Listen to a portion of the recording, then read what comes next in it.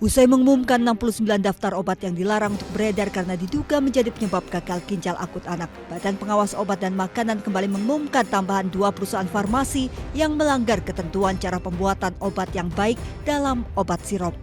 Selain perusahaan PT Yarindo Pharma, PT Universal Pharmaceutical dan PT Avi Pharma, terdapat 2 perusahaan farmasi lagi yang juga termasuk produsen tak memenuhi standar dan ketentuan memproduksi obat sirup, yakni PT Samco Pharma dan PT Qbros Pharma.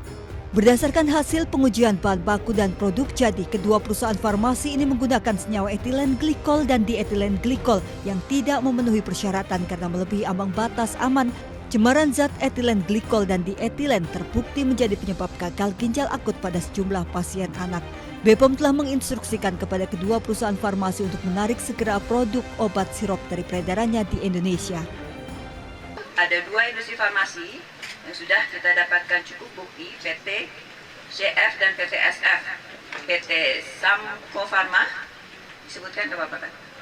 PT Samco Pharma dan PT Qbros Pharma, penarikan sirup obat dari peredaran seluruh Indonesia dan pemusnahannya terhadap seluruh batch produk yang mengandung cemaran EG dan DEG melebihi ambang batas aman.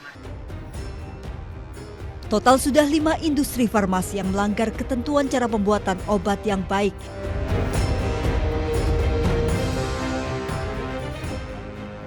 Hasil investigasi BPOM terdapat 69 obat yang diproduksi 3 perusahaan yakni PT Yarindo Pharma Tama, PT Universal Pharmaceutical Industries, dan PT Avi Pharma yang dicabut izin edarnya lantaran terbukti mengandung cemaran etilen glikol dan dietilen glikol yang melebihi ambang batas yang telah ditentukan.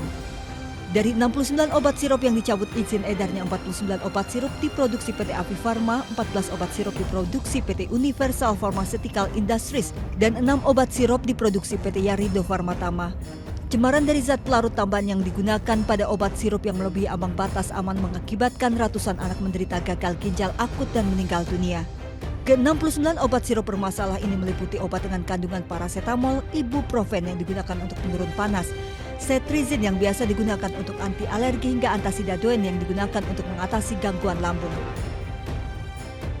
324 total kasus pasien gagal ginjal akut dengan angka kematian 195 pasien di seluruh Indonesia. Harus ada pihak yang bertanggung jawab terhadap cemaran obat agar nyawa anak Indonesia tidak menjadi taruhan. Tim Liputan iNews melaporkan.